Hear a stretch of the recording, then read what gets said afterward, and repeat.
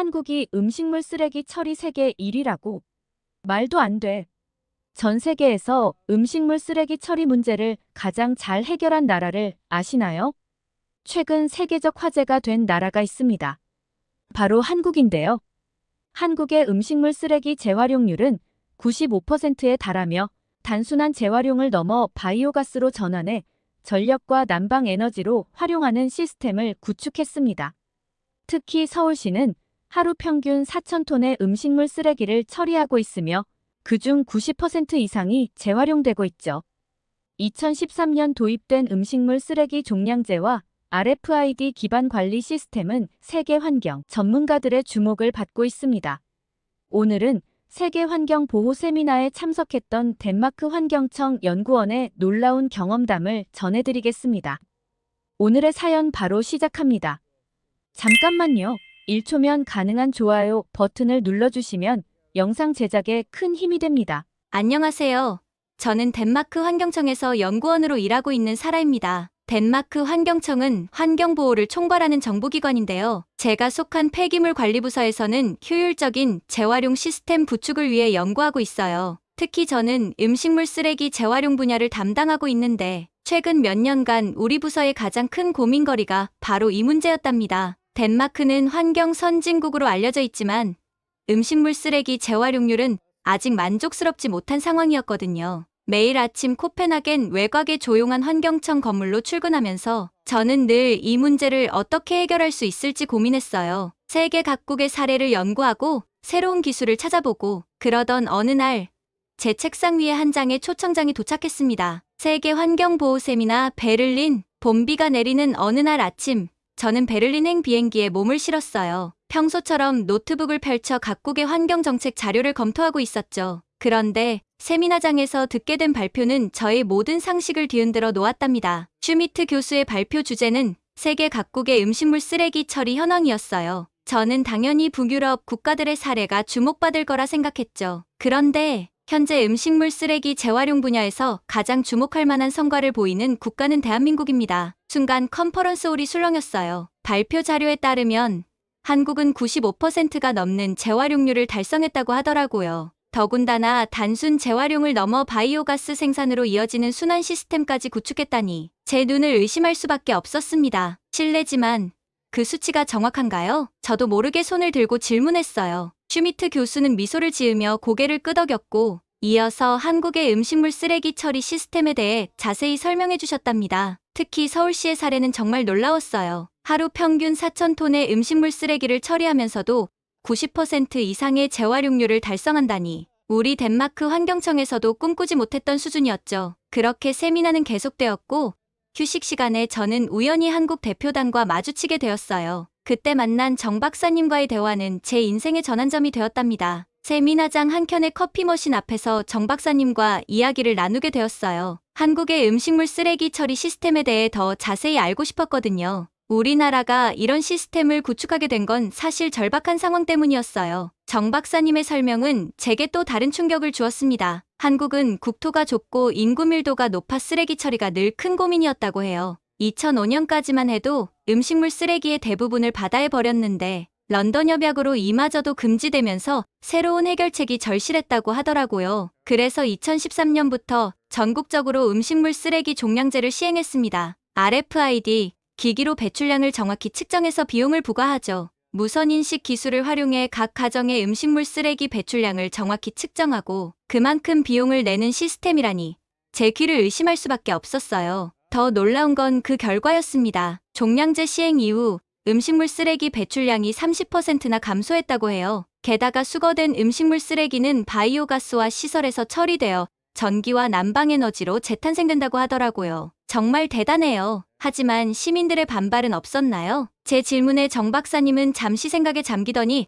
의미심장한 미소를 지으셨어요. 물론 처음에는 쉽지 않았죠. 하지만 환경교육과 홍보를 통해 시민들의 인식이 점차 바뀌었어요. 지금은 오히려 시민들이 더 적극적으로 참여하고 있답니다. 대화를 나누면서 저는 점점 더 한국의 시스템이 궁금해졌어요. 특히 서울시의 동대문구에서는 음식물 쓰레기를 통해 연간 900가구가 사용할 수 있는 전기를 생산한다는 이야기는 정말 인상적이었답니다. 바로 그때 일본 대표단이 우리 곁으로 다가왔어요. 그들의 표정이 심상치 않아 보였는데 그때만 해도 저는 곧 벌어질 놀라운 상황을 전혀 예상하지 못했죠. 일본 대표단의 수석 대표 이시가와 씨는 우리의 대화를 듣고 있었나 봐요. 그의 얼굴에는 어딘지 모를 불편한 기색이 역력했어요. 음식물 쓰레기 재활용이라. 일본은 이미 20년 전부터 시행해 온 시스템입니다만 이시가와 씨의 목소리에는 날이 서 있었어요. 그는 커피잔을 손에 든 채 우리 쪽으로 완전히 몸을 돌렸습니다. 일본은 이미 오래전부터 철저한 분리수거와 재활용 시스템을 구축해왔죠. 한국의 시스템은 우리의 것을 모방한 것에 불과합니다. 순간 회의장의 공기가 차가워졌어요. 정 박사님의 표정이 굳어지는 게 보였죠. 하지만 그는 차분한 목소리를 유지하며 대답하셨답니다. 이시가와 씨,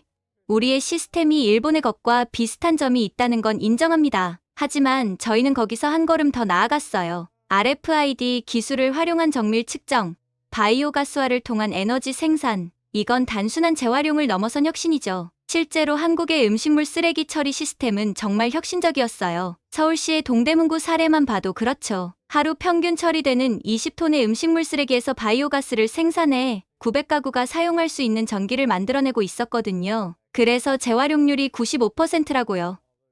그건 너무 과대 포장된 수치 아닌가요? 이시가와 씨의 말에 저는 끼어들 수밖에 없었어요. 잠시만요.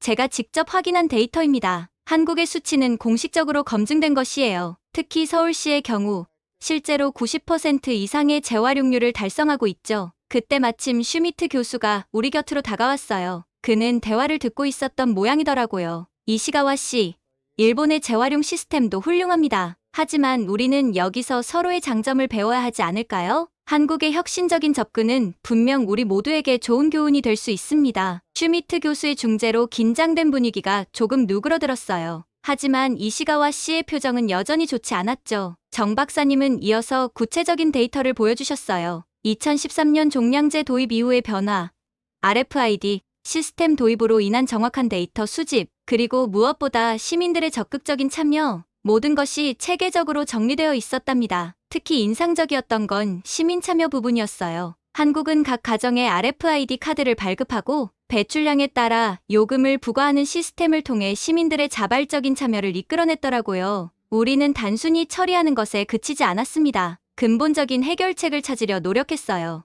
음식물 쓰레기를 줄이는 것부터 시작해서 발생한 쓰레기를 에너지로 재활용하는 것까지 모든 과정이 하나의 순환고리를 이루고 있죠. 정 박사님의 설명을 들으며 저는 한국의 시스템이 얼마나 체계적이고 혁신적인지 다시 한번 깨달을 수 있었어요. 회의장의 창밖으로 베를린의 봄비가 내리고 있었지만 우리의 토론은 더욱 뜨거워져만 갔답니다. 그리고 이 토론은 곧 더 큰 변화의 시작점이 되리라는 걸 그때는 아무도 예상하지 못했죠. 이시가와 씨의 목소리가 회의장을 가득 채웠어요. 그의 얼굴은 점점 더 붉어져 갔고 한국의 성과를 깎아내리려는 듯한 태도가 역력했답니다. 처음에는 잔잔한 비아냥거림으로 시작했지만 점점 그의 발언은 더욱 과격해졌어요. 한국의 95% 재활용률이 과장되었다느니, 일본의 20년 역사를 따라올 수 없다느니, 심지어 한국의 시스템이 일본의 것을 모방했다는 주장까지 펼치더군요. 정 박사님은 그 모든 비난 앞에서도 놀라울 정도로 침착함을 유지하셨어요. 오히려 더 구체적인 데이터를 제시하며 차분히 설명해 나가셨죠. 서울시의 하루 4,000톤 음식물 쓰레기 처리량,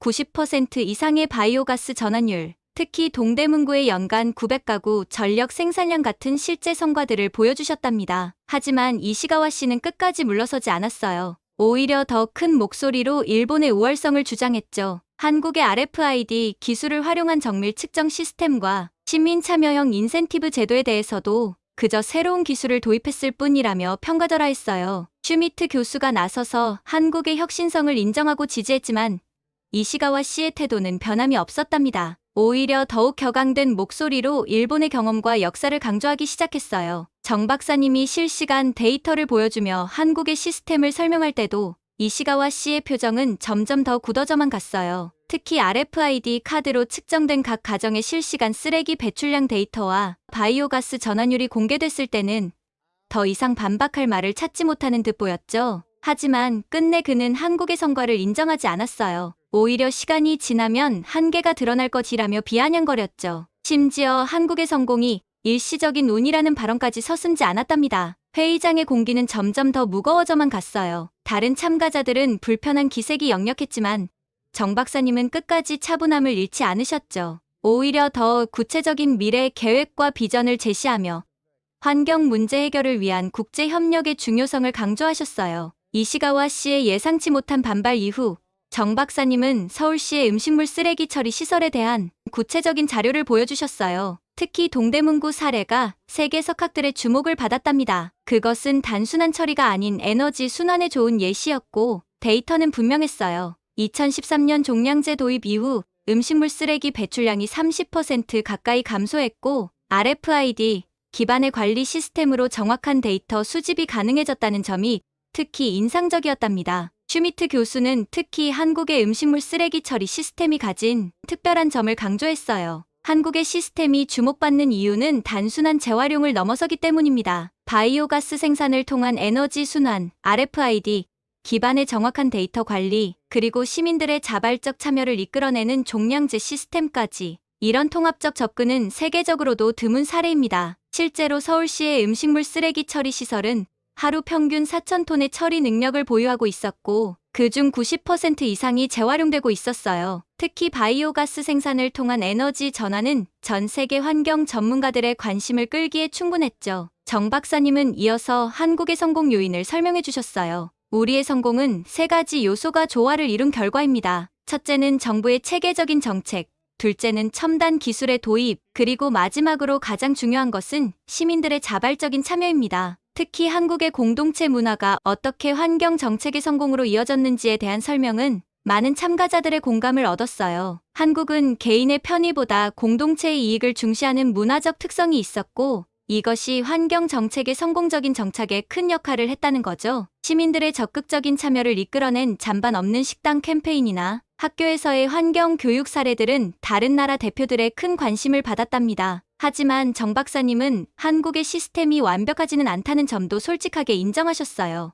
아직도 개선해야 할 부분이 많다는 것, 그리고 각국의 상황에 맞는 맞춤형 접근이 필요하다는 점을 강조하셨죠. 회의장에는 이제 서로의 경험을 나누고 배우려는 진지한 분위기가 만들어졌어요. 한국의 사례는 환경 문제 해결을 위한 하나의 중요한 참고 사례가 된 것이었죠. 그날의 대립은 결국 해결되지 않은 채로 남았지만 오히려 그 덕분에 한국의 성과가 더욱 부각되었다고 할 수 있었죠. 이시가와 씨의 완고한 태도와 대조적으로 정 박사님이 보여준 차분하고 논리적인 대응은 다른 참가자들에게 깊은 인상을 남겼답니다. 저는 그날의 경험을 통해 진정한 환경 문제 해결은 한 국가의 우월성을 증명하는 것이 아니라 서로 다른 시각과 경험을 인정하고 배우는 데서 시작된다는 것을 깨달았어요. 이시가와 씨의 고집스러운 태도는 오히려 우리에게 중요한 교훈을 주었던 것 같았죠. 회의가 끝난 후 다른 참가자들은 한국의 혁신적인 시스템에 대해 더 많은 관심을 보였고 구체적인 협력 방안을 논의하기 시작했답니다. 이시가와 씨의 반대는 오히려 한국의 성과를 더욱 돋보이게 만드는 결과를 가져온 셈이었죠. 세미나의 마지막 순서로 진행된 기술 세션에서 한국의 구체적인 시스템이 더욱 상세히 공개됐어요. 가장 큰 관심을 모은 것은 공동주택의 RFID, 음식물 쓰레기 수거함이었답니다. 각 세대마다 발급된 전자택으로 배출량을 정확히 측정하고 이를 요금에 반영합니다. 시민들은 스마트폰 앱으로 자신의 배출량을 실시간으로 확인할 수 있죠. 정 박사님의 설명에 따르면 이 시스템 덕분에 관리비에서 음식물 쓰레기 처리 비용이 정확히 산정될 수 있었다고 해요. 무게를 기준으로 한 종량제는 시민들의 자발적인 감량 노력으로 이어졌죠. 특히 서울시의 사례가 인상적이었어요. 25개 자치구에 설치된 대형 음식물 처리 시설들은 매일 수거되는 음식물 쓰레기를 친환경적으로 처리하고 있었죠. 그중 동대문구의 시설이 대표적인 성공 사례였어요. 바이오가스화 시설은 혐기성 소화 과정을 통해 메탄가스를 생산하고 이를 발전기의 연료로 사용해 전기를 생산했어요. 또한 소화 후 남은 잔재물은 퇴비로 재활용되어 농가에 공급되고 있었죠. 더욱 놀라운 것은 음식물 쓰레기 처리 과정에서 발생하는 악취 문제도 해결했다는 점이었어요. 첨단 탈취 시설을 도입해 주변 주민들의 민원도 크게 줄었다고 했죠. 우리는 처리 시설 주변에 실시간 악취 모니터링 시스템을 설치했습니다. 기준치를 넘으면 즉시 대응할 수 있죠. 학교 급식소나 대형 음식점에서 발생하는 음식물 쓰레기도 체계적으로 관리되고 있었어요. 발생 단계부터 수거 처리까지 전 과정이 투명하게 관리되는 시스템이 구축되어 있었죠. 특히 인상적이었던 건 푸드뱅크와 같은 예방 정책이었어요. 유통기한이 임박한 식품을 필요한 사람들에게 연결해주는 시스템으로 음식물 쓰레기 발생을 원천적으로 줄이는 데 기여하고 있었답니다. 모든 설명이 끝난 후 회의장에는 잠시 침묵이 흘렀어요. 참가자들은 각자 자신의 나라에 이런 시스템을 도입하는 것을 진지하게 고민하는 듯했죠. 환경 문제 해결이 더 이상 먼 미래의 일이 아니라는 희망을 본 순간이었답니다. 이날의 세미나는 단순한 정보 공유를 넘어 실질적인 변화의 가능성을 보여준 자리였어요. 저는 덴마크로 돌아가 이 모든 내용을 상세히 보고해야겠다고 생각했답니다. 세미나가 끝난 후 덴마크로 돌아온 저는 가만히 있을 수가 없었어요. 우리 환경청에 한국의 시스템을 직접 확인해 볼 필요가 있다고 보고했죠. 다행히 상부에서도 적극적인 관심을 보여주셨답니다. 그렇게 저는 한 달 후 서울행 비행기에 몸을 실었어요. 정 박사님께서는 저희를 반갑게 맞아주셨어요. 제가 한국의 시스템을 제대로 이해할 수 있도록 본인의 아파트 근처에 숙소를 마련해 주셨죠. 이론보다 직접 체험하는 게 가장 좋은 공부죠. 우리 집에서 시작해볼까요? 정 박사님의 아파트에 도착하자마자 흥미로운 광경을 목격했어요. 부엌 한켠에 작은 통이 있었는데 음식물 쓰레기를 버리기 전에 물기를 최대한 제거하는 용도라고 하더군요. 이게 첫 번째 단계예요. 물기만 잘 빼도 무게가 반으로 줄어들죠. 저녁 식사 후 정 박사님이 RFID 카드를 들고 음식물 쓰레기를 버리러 가자고 하셨어요.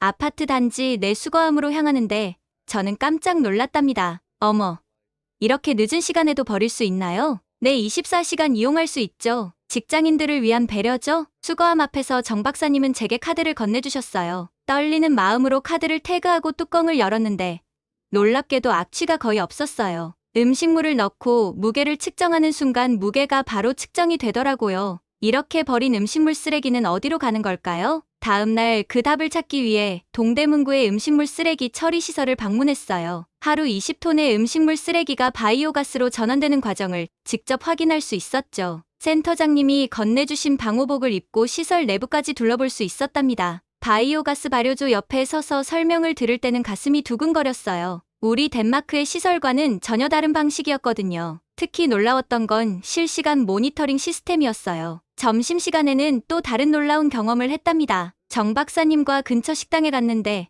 벽에 잔반제로 인증마크가 붙어 있더라고요. 식사 후 주방장님과 이야기를 나눌 기회가 있었는데 그분의 말씀이 특히 인상적이었어요. 실제 현장에서 음식물 쓰레기를 줄이기 위해 노력하는 분들의 이야기를 들으니 더욱 깊은 이해가 되더라고요. 일주일 동안 정 박사님과 함께하며 서울시의 주요 처리시설과 RFID 시스템이 운영되는 현장을 꼼꼼히 살펴봤어요. 실제 운영 데이터를 보니 세미나에서 발표된 95%가 넘는 재활용률, 900가구의 전력 공급이 모두 사실이었죠. 마지막 날 저녁, 정 박사님 댁에서 한국식 삼겹살을 구워 먹으며 이야기를 나눴어요. 우리가 이룬 성과는 시행착오의 결과입니다. 이제 이 경험을 다른 나라들과 나누고 싶습니다. 이 말씀이 제 마음에 깊이 남았어요. 직접 체험하고 보니 한국의 성공이 결코 우연이 아니었다는 확신이 들었답니다. 이제 저는 덴마크로 돌아가 우리나라에 맞는 시스템을 설계해야 한다는 새로운 과제를 안게 되었죠. 비행기 탑승을 앞두고 정 박사님이 선물로 주신 RFID 카드를 보며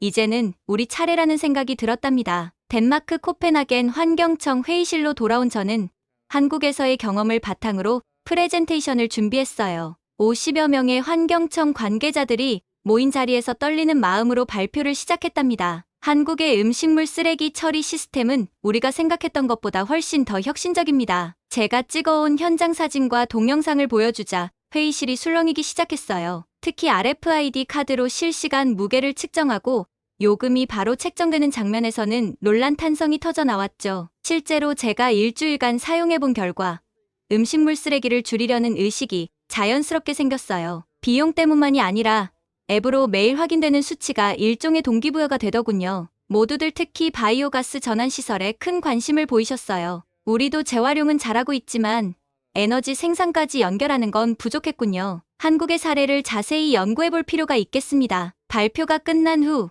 즉시 TF팀 구성을 지시하셨어요. 제가 팀장을 맡아 덴마크 실정에 맞는 시스템을 설계하라는 거였죠. 그날 저녁 사무실에서 늦게까지 자료를 정리하다가 문득 정 박사님이 하셨던 말씀이 떠올랐어요. 환경 문제는 한 국가만의 문제가 아닙니다. 우리 모두의 미래를 위해 서로 배우고 발전해야 하죠. 다음 날 아침, 저는 정 박사님께 이메일을 보냈어요. 덴마크의 새로운 프로젝트에 자문을 요청드린 거죠. 답장은 금방 왔답니다. 기쁜 마음으로 돕겠습니다. 이제 우리가 함께 더 나은 미래를 만들어갈 차례군요. 지금 저는 새로운 도전을 시작하고 있어요. 한국의 시스템을 단순히 모방하는 게 아니라 우리 실정에 맞게 발전시켜 나가는 거죠. 때로는 어렵고 힘들겠지만 환경을 위한 이 길이 옳다는 확신이 있답니다. 베를린 세미나에서 처음 들었던 그 놀라운 소식이 이제는 덴마크의 새로운 변화를 만들어가고 있어요. 그리고 이 변화는 분명 전 세계로 이어질 거라 믿고 있어요. 오늘은 덴마크 환경청 연구원의 특별한 경험을 들어보았습니다.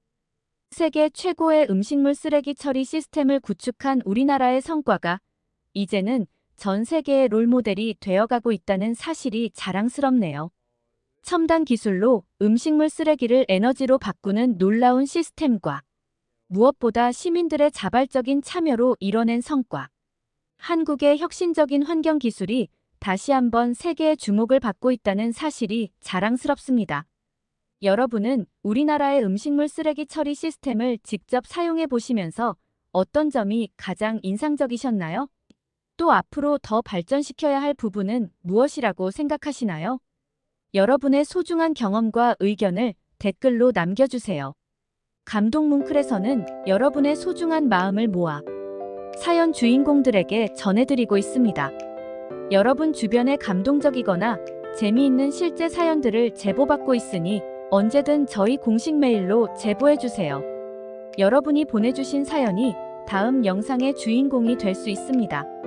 오늘 들려드린 사연이 마음에 드셨다면 구독과 좋아요 눌러주시고 주변 분들과도 공유해주세요. 여러분의 작은 관심과 응원이 더욱 좋은 콘텐츠를 만드는데 큰 힘이 됩니다. 이상 감동뭉클이었습니다. 끝까지 시청해주셔서 감사합니다. 다음에 더 감동적인 사연으로 찾아뵙겠습니다.